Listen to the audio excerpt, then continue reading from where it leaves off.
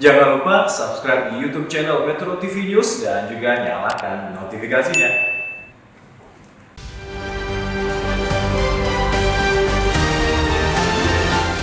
Dukung mudik lebih awal.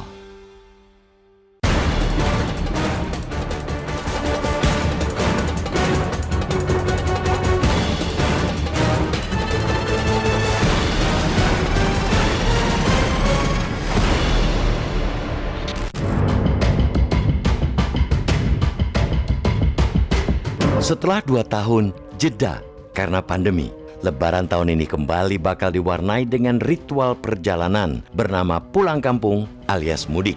Bahkan setelah tertahan selama 2 tahun, kendati wabah COVID-19 masih ada, gelegak masyarakat untuk mudik diprediksi naik berlipat-lipat melampaui musim-musim Lebaran sebelum pandemi. Hasil survei Badan Penelitian dan Pengembangan Kementerian Perhubungan, Balitbang Kemenhub, beberapa waktu lalu membuktikan bahwa hal itu bukanlah omong kosong. Jumlah pemudik memang diprediksi melonjak drastis. Survei itu memperkirakan ada 85,5 juta orang akan melakukan perjalanan mudik pada masa Lebaran 2022. Artinya, mudik kali ini tidak hanya akan melibatkan sepertiga dari penduduk Indonesia, tapi juga naik hampir 4 kali lipat dari jumlah pemudik pada Lebaran 2019 lalu, yang menurut hitungan Kementerian Perhubungan sebanyak 23 juta orang. Sebuah angka yang fantastis, yang menuntut pemerintah meski berpikir dan bekerja ekstra keras untuk menentukan rekayasa dan manajemen mudik yang tepat. Jalur darat menjadi yang paling favorit menurut survei tersebut dengan menguasai 78% perjalanan mudik. Terdiri atas 47% menggunakan transportasi pribadi, mobil dan sepeda motor, dan 31% moda transportasi umum, bus dan travel. Sisanya menggunakan transportasi kereta 10%, transportasi udara 10%, dan transportasi laut hanya 2%. Dengan angka itu, penanganan mudik di jalur darat hampir bisa dipastikan menjadi yang paling memusingkan, terutama tentu saja di Pulau Jawa, karena mobilitas mudik akan lebih banyak berkutat di wilayah tersebut. Disinilah sejatinya pertarungan pemerintah sebagai regulator perjalanan mudik. Inilah ujian paling berat terhadap manajemen transportasi dan lalu lintas di Republik kita. Tak berselang lama setelah pemerintah resmi mengizinkan mudik, sejumlah kementerian terkait bersama kepolisian memang telah menyusun rekayasa serta strategi untuk mengurangi kemacetan di periode-periode padat arus mudik dan arus balik. Di antaranya ialah penerapan sistem satu arah, one way, dan ganjil genap di tanggal dan jam tertentu di tol sepanjang Pantura Jawa. Namun, sepertinya itu belum cukup membuat pemerintah percaya diri. Jumlah pemudik yang luar biasa banyak memang ibarat kekuatan tersembunyi yang sewaktu-waktu bisa merusak semua rencana dan rekayasa yang telah disiapkan. Apapun strateginya, tidak akan banyak berarti kalau dalam praktiknya pemudik membludak di waktu yang bersamaan. Maka, tidak tanggung-tanggung, Presiden Joko Widodo pun sampai harus menyerukan agar para pemudik bisa melakukan perjalanan mudik lebih awal demi menghindari kemacetan parah di puncak arus mudik 28-30 April 2022.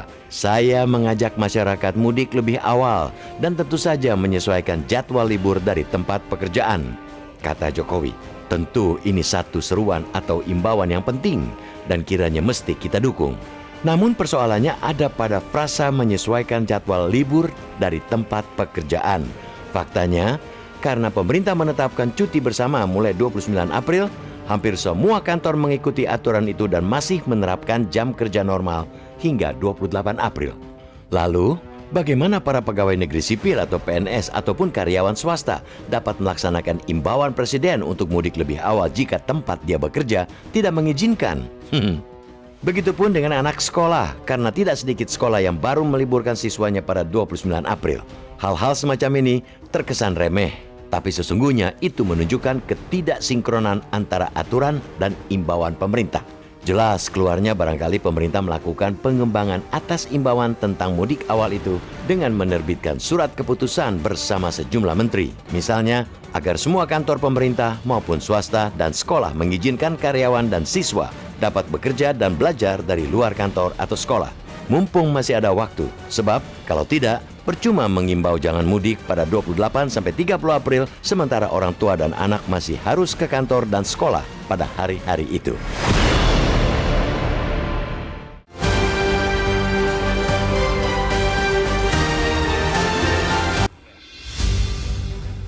Terima kasih pemirsa, Anda masih bersama kami di Editorial Media Indonesia, dan Mas Eko, saatnya kita mendengarkan suara masyarakat pemirsa Metro TV.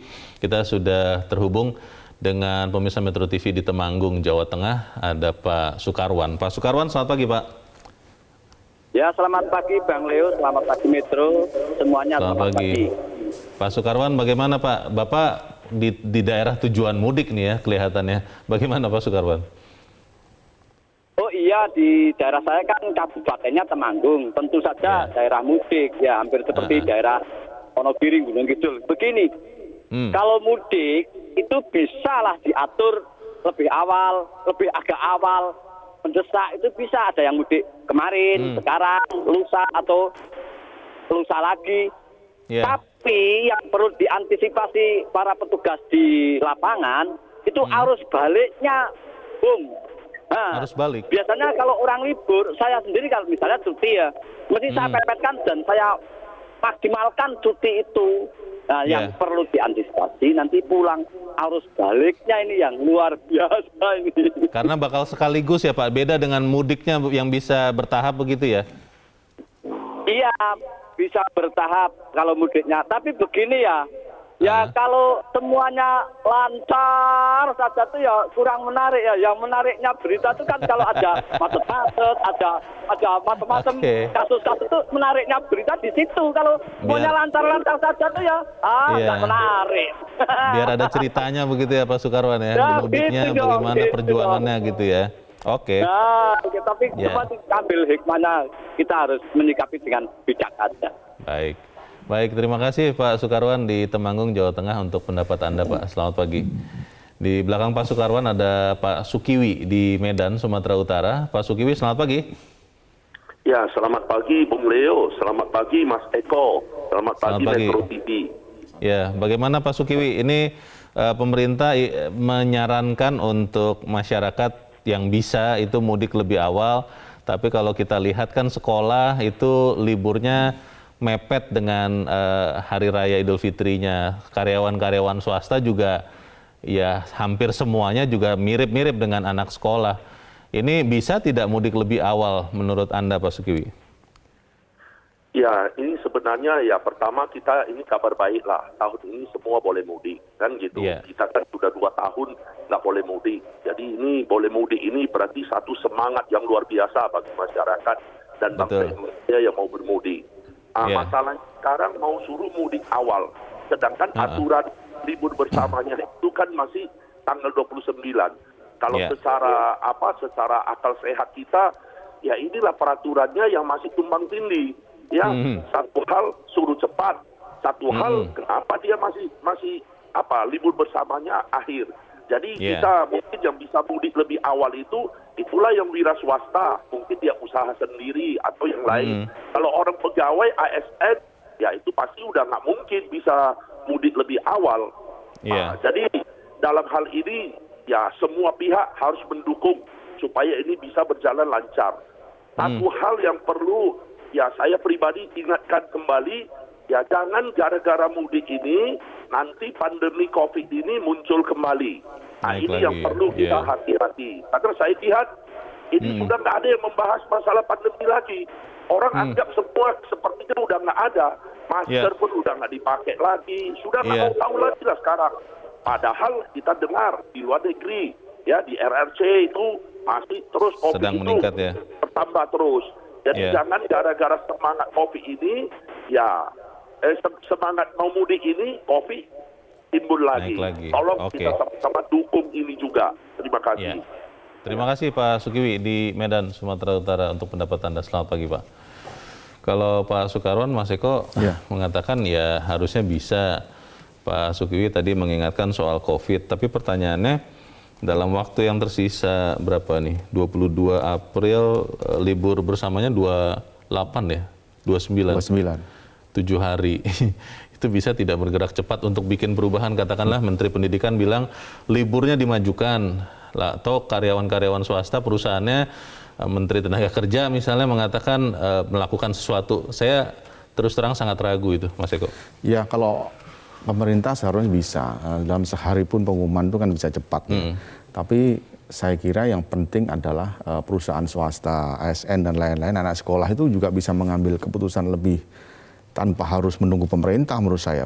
Swasta misalkan. Lebih awal? Di awal aja suruh pulang, kalau memang bekerja ada yang bisa dikirakan di rumah, disediakan. Tapi kalau nggak bisa ya memang itu risiko daripada nanti tidak bisa pulang misalnya gitu kan, di jalan macet dan lain-lain itu akan juga merugikan. Kemudian sekolah kan kalau sekarang sebelum-sebelumnya juga sering online kan, nah, bisa aja dilakukan online mungkin di 2 hari atau 3 hari sebelum tanggal 29. Nah masalahnya begini Mas Eko, kalau saya perhatikan selama ini apalagi selama pandemi sekolah, itu mereka selalu menanti arahan dari dinas. Dinas itu mengatakan kita sudah mulai bisa, ini terkait COVID ya, betul. Pembelajaran tatap muka 50%, maka mereka akan ikutin 50%. Kita sudah bisa 100%, mereka akan ikuti. Kalau tidak ada arahan untuk kalian boleh untuk libur dipercepat, kan mereka nggak berani juga itu. Bagaimana Mas Eko? Ya memang itu dilema, tapi di beberapa sekolah swasta saya kira saya pernah ngobrol gitu dengan beberapa guru dan wali murid, itu akan meliburkan di tanggal 25 atau tanggal 26. Oh lebih awal? Iya. Ini sekolah swasta ya? Ya sekolah swasta begitu. Ada beberapa lah sekolah. Kalau negeri memang agak susah, dia harus mengikuti dinas pendidikan di daerah setempat. Kemudian juga tentu dari paling atas di Kementerian Pendidikan. Nah ini pasti akan menjadi dilema juga bagi orang tuanya misalkan libur tanggal 25, tapi anaknya melibur tanggal 29. Nah, itu juga pasti akan menjadi kendala. Saya kira ini harus dipikirkan lah pemerintah saat ini, karena kita terkait dengan mudik ini, pertama saat 85 juta bukan jumlah yang sedikit, 4 kali lipat dari 2019. Kedua, kita masih juga ada yang namanya pandemi, belum berakhir juga. Betul. Harus mulai dicicil juga, pulangnya jangan kemudian bergerombol dan lain-lain, terlalu banyak.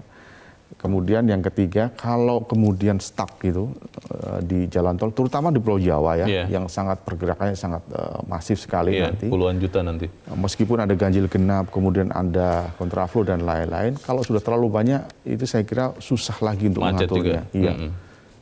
Kalau melihat tadi usulan dari siapa ya, Pak Sukarwan atau Pak Sukiwi? Ya Pak Sukarwan.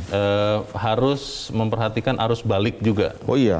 Logikanya masuk sih, karena kalau arus mudiknya bisa bertahap, tapi balik itu umumnya mungkin 90% berbarengan begitu ya? Betul. Itu bagaimana Mas Eko? Ya, saya kira rata-rata ASN, pegawai swasta dan lain-lain itu akan memanfaatkan libur itu di bulan suci ini, di Idul Fitri dan Ramadan. Mereka pulang setahun sekali. Jadi dimanfaatkan betul untuk berkumpul dengan keluarganya di kampung halamannya masing-masing. Pulangnya pun biasanya mepet-mepet. Tanggal 9 masuk, ya dia pulang tanggal 7, tanggal 8. Itu pasti akan macet lagi di arus baliknya. Itu betul apa kata Pak Sukarwan. Lebih baik pulang lebih awal, pulang baliknya lebih cepat gitu. Tapi apa bisa? Nah, saya ragu ini untuk yang ini.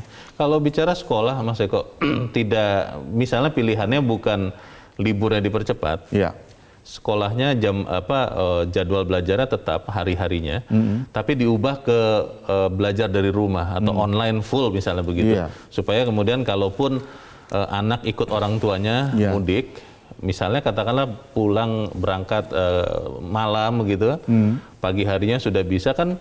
Dia bisa juga belajar di kampung halamannya yang sudah sampai tanpa harus bolos begitu. Itu bisa nggak opsi seperti itu? Saya kira bisa lah. Kalau sekolah kan sudah beberapa kali ada hal-hal semacam itu. 2 tahun pandemi kan kita juga melakukan banyak hal, termasuk modifikasi cara belajar. Betul.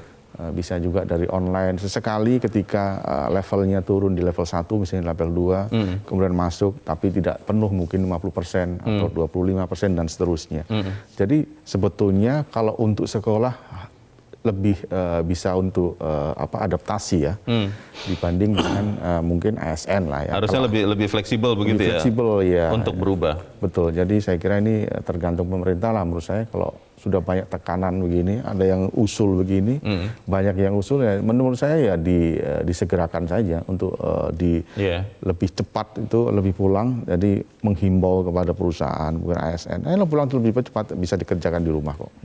Bicara soal pandemi, Mas Eko tadi Pak Sukarwan mengingatkan ya, Pak Sukarwan, Pak Sukiwi juga mengingatkan ancaman lonjakan kenaikan kasus COVID, karena di saat bersamaan saat kita berbicara ini, kita lihat sekian negara di luar Indonesia itu sedang melonjak juga. Di Tiongkok kita lihat malah Shanghai di lockdown begitu kan. Di Amerika Serikat yang sudah mulai melepas masker, itu kembali lagi beberapa tempat mulai menerapkan lagi karena kasusnya meningkat. Dan kalau melihat sejarah sekian tahun kita mengalami pandemi, habis Lebaran itu kasus melonjak signifikan, baik di daerah tujuan mudik maupun di daerah asalnya Jabodetabek kalau kita boleh bilang. Ini tahun ini seperti apa, Mas? Karena kalau melihat di sekitar kita, orang sudah merasa tidak ada COVID itu. Banyak yang lepas masker, peduli lindungi itu hanya sekedar tempelan yang tidak di-scan, tidak dipakai. Bagaimana, Mas? Ya, saya meminta jangan terlalu percaya diri. Maksudnya begini, betul kasusnya semakin menurun. Kalau kita lihat di Wisma Atlet, orang yang dirawat ratusan. Itu artinya memang terjadi penurunan. Kemudian Kementerian Kesehatan mengatakan bahwa kekebalan kelompok, imunitinya sudah tinggi. Artinya kalau mereka sudah booster dan lain-lain, pulang lebih aman. Tapi sebetulnya orang yang booster pun bisa kena. Kan saya juga pernah mengalami beberapa teman yang kena booster sudah ada yang kena juga meskipun tidak parah. Artinya pandemi ini belum betul-betul berakhir. Jadi saya kira mudik ini betul apa kata pemerintah untuk misalkan tidak open house bagi pejabat dan lain-lain.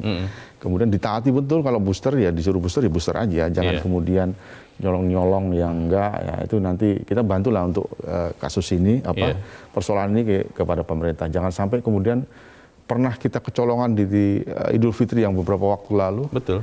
Kita ziarah ke tempat-tempat religi, kemudian silaturahmi, kemudian melonjak lagi.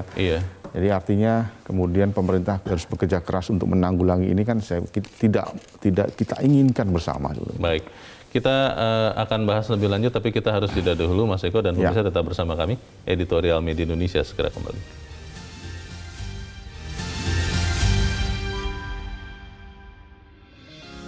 Media Indonesia mengajak Anda untuk mengakses fitur premium e-paper.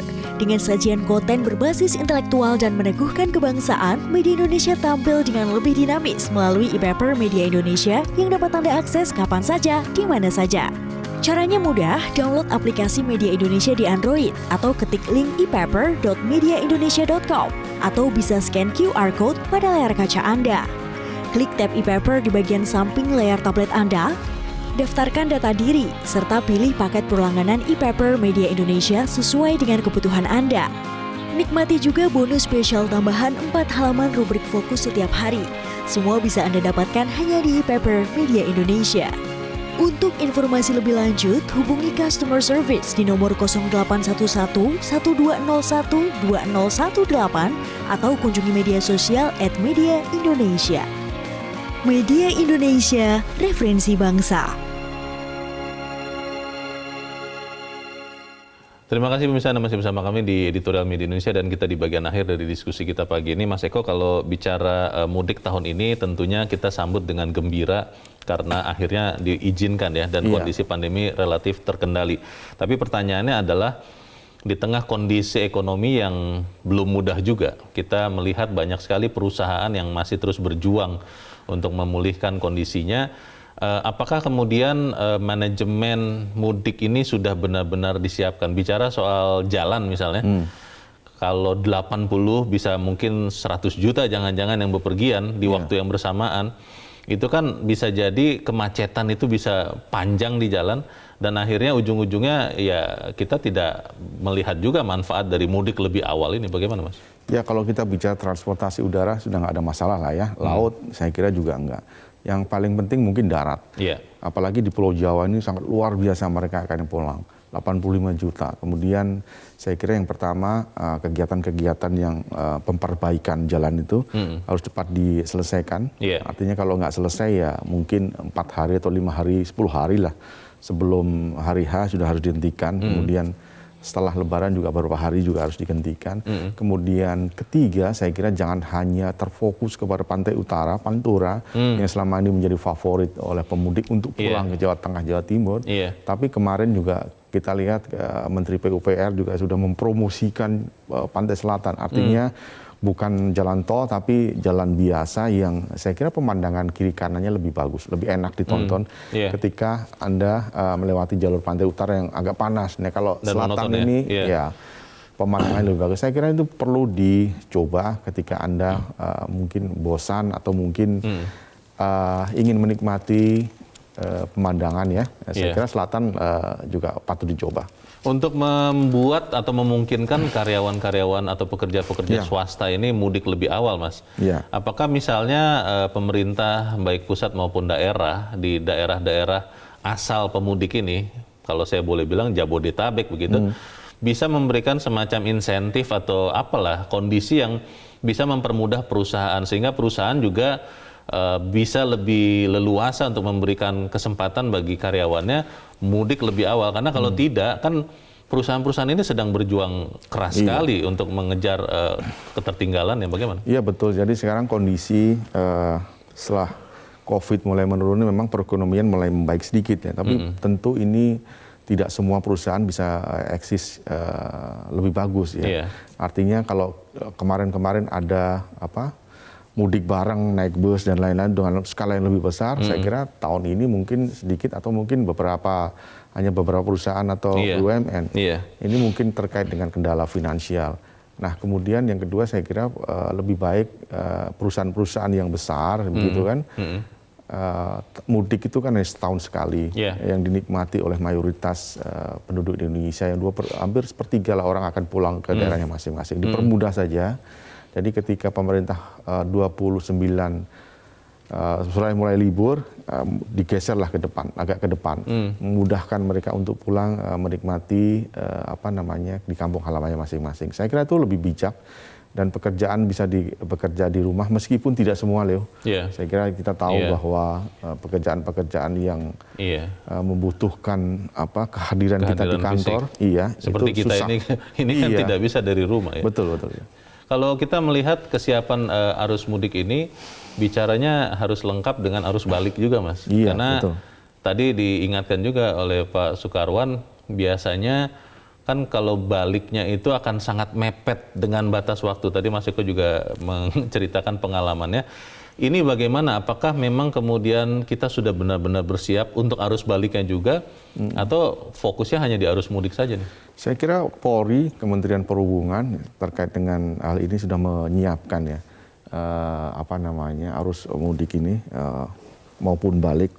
Memang yang balik ini akan menjadi kendala ketika semua pulang di hari yang sama, tanggal 7 dan 8, pasti akan stuck juga. Karena akan memaksimalkan hari liburnya ya? Betul, tanggal 9 tidak ada yang mau rugi. Jadi 7-8 mereka akan berlomba-lomba pulang untuk daerahnya masing-masing, itu pasti akan menjadi kendala. Jadi saya juga menghimbau mungkin beberapa perusahaan juga saya kira lebih baik ketika Idul Fitri sudah tanggal 2 dan 3, yang 4 tanggal 5 itu kalau bisa lebih pulang lebih cepat. Itu lebih memudahkan diri Anda sendiri, juga membantu Polri dan Kementerian Perhubungan agar tidak stuck di jalan. Saya kira ini ujian bagi pemerintah. Kalau ini lancar, mudiknya lancar, kemudian kecelakaan juga minim, ditekan ya. Kemudian COVID juga tidak melonjak, ini mungkin akan menjadi catatan yang bagus. Tapi kalau tiga-tiganya yang saya sebutkan tadi di atas terjadi banyak, saya kira ini harus menjadi koreksi ke depan. Kalau usulan kita ini dan usulan banyak orang lain tentunya terkait dengan mudik lebih awal, ternyata tidak didengar. Anak sekolah tetap liburnya baru tanggal 28, karyawan-karyawan swasta juga liburnya baru tanggal 28. Niscaya akan terjadi seperti apa arus mudik dan nanti setelah itu balik ini, Mas? Ya, yang pasti yang Polri yang pusing, karena untuk mengatur mereka yang lewat jalur darat, terutama mobil pribadi, motor itu pasti akan sangat kesulitan, terutama di Pulau Jawa. Animo masyarakat yang tertunda untuk mudik 2 tahun ini, saya kira akan dilampiaskan kan sekarang. Jadi saya kira 29, 30, mungkin tanggal 1 sampai tanggal 1, itu akan terjadi lonjakan yang luar biasa. Luar biasa macet nanti ya? Harus ada plan A, plan B, plan C menurut saya. Kalau misalkan satu arah, ganjil genap, terus kemudian tetap terjadi kemacetan, apa yang dilakukan? Misalkan putar balik, ditunda. Harus ada banyak alternatif ya? Betul, jangan sampai kemudian kan orang ini naik mobil juga ada batasannya, bensin, solar dan lain-lain. Betul. Kalau dia habis di jalan karena macetnya sangat luar biasa bagaimana dan lain-lain, saya kira perlu dipikirkan plan A, plan B, plan C oleh aparat yang berwenang dalam hal ini. Semoga apa yang kita bicarakan ini juga diperhatikan oleh para stakeholders yang terkait, para menteri ya, Menteri Pendidikan, Menteri Tenaga Kerja, dan Menteri Perhubungan. Semoga kita bisa mendukung mudik lebih awal. Mas Eko Ramawanto, terima kasih Mas sudah hadir di tempat ini. Selamat pagi. Selamat pagi. Pemirsa, mudik tahun ini akan melibatkan sepertiga dari penduduk Indonesia, tapi juga naik hampir 4 kali lipat daripada jumlah pemudik pada Lebaran tahun 2019 lalu. Disinilah sejatinya pertaruhan pemerintah sebagai regulator perjalanan mudik. Inilah ujian paling berat terhadap manajemen transportasi dan lalu lintas di Republik Indonesia. Saya Leonard Samosir berterima kasih Anda sudah menyimak editorial Media Indonesia untuk pagi ini. Terus pakai masker Anda karena pandemi masih ada. Selamat pagi, sampai jumpa.